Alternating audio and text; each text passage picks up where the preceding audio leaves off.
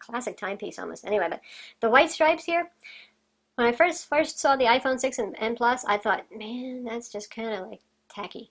But in person, I get it, and just thinking about it over time, because what it's doing is it's giving you a kind of generational fallback to the iPhone 4, 4S, 5, 5S, which had the separate areas, the glass and the top and the bottom with the metal. So there's a kind of continuity of design. So you look at it and still somehow this area and this area say iPhone to you, and it's actually not that bad looking. And just a solid colored slab would be kind of boring. Now let's see how our stripes look on the space gray model and enlarged.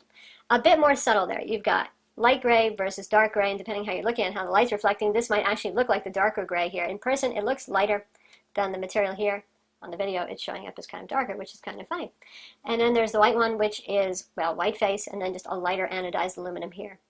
Overall, the thinness of the device is 6.9 millimeters for the iPhone 6 and 7.1. Exquisitely thin. That's 0.27 or 0.28 inches for those two models. Really nice and skinny. We have our volume controls, nice metal over here, and here's our little slider lock for the ringer silencer as always. As ever, lightning port and speaker at the bottom. God forbid we get stereo speakers here, huh? And there's the headphone jack. Same thing on our little friend, the 6. Really, you're just looking at the same design, only blown up or shrunk down depending on how you want to look at it. Comfortable with us. Yeah, it's a 6. This is a 4.7-inch screen. As ever, lightning port and speaker at the bottom. God forbid we get stereo speakers here, huh? And there's the headphone jack. Same thing on our little friend, the 6. Really, you're just looking at the same design, only blown up or shrunk down depending on how you want to look at it. Nano SIM card tray on the side. Your usual paper clip or pokey tool will take care of that for you. And the back of the phone, 8 megapixel camera on both of these, f2.2 fast lens, backside illuminated sensor, HDR. Hybrid autofocus, that means it uses phase detection in addition to contrast auto detection for very fast focus, and the 2-color LED flash there for better natural flash exposure. And I know some of you have been doing estimated size comparisons using printouts on from your printer, that sort of thing. So here it is in person. You can see the difference between the iPhone 6 on top of the iPhone 6 Plus. Obviously quite the difference in size, but what about some other phones? Actually hands-on in person, we'll show you. Here's the Samsung Galaxy S5 versus the iPhone 6. They are just about the same size. I think the Samsung Galaxy S5, 5.1-inch screen, so they have smaller bezels, so they get a bigger screen in there. But size-wise, for me, I think it's a pretty moderate-sized phone by today's standards and pretty easy to handle. So, and the nice thing about the iPhone is it is a bit narrower. As you can see right here, it's also a little bit shorter too, but the narrowness makes it easier for those of us who have smaller hands to hold on to. And here's the Galaxy S5 next to the iPhone 6 Plus. Big and bigger, yeah. And here's a comparison of even greater interest. This is the Samsung Galaxy Note 3. The Note 4 is about the same size as the Note 3, so this comparison should hold through there.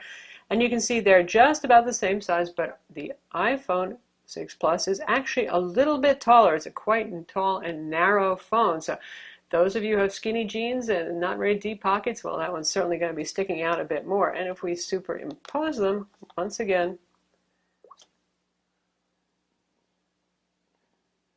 you're looking at just about the same thing. The Galaxy is just barely any wider, really nothing much to say there. And in terms of thickness, they're both really skinny phones. The difference is in the straight edge plastic here on the Samsung, and the Galaxy Note 4 will be a metal surround, still straight edge, good for grip right there, versus the curviness. Now the curviness feels nice in your hand on the iPhone. Some people may find the straight edge more grippy on the Galaxy Note. And now we have a size comparison with the 6.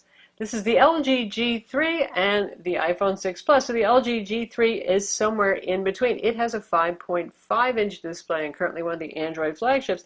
And last but not least, here's our little iPhone 5S.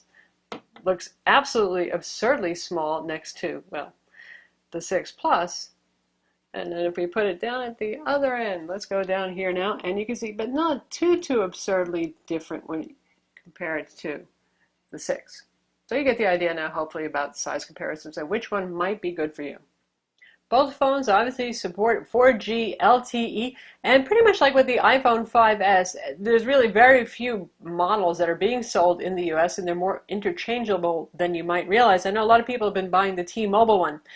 That's a confusing story. The way it worked with the 5S, and it seems to be the same way with the 6 and 6 Plus, is if you buy it direct from the Apple store, either online or the Apple physical store, pay full retail, and when you activate it by plugging it into iTunes or setting it up on the phone, then it will be unlocked. If you buy it from a T-Mobile store, if you buy it on one of the T-Mobile monthly payment plans, it will be locked.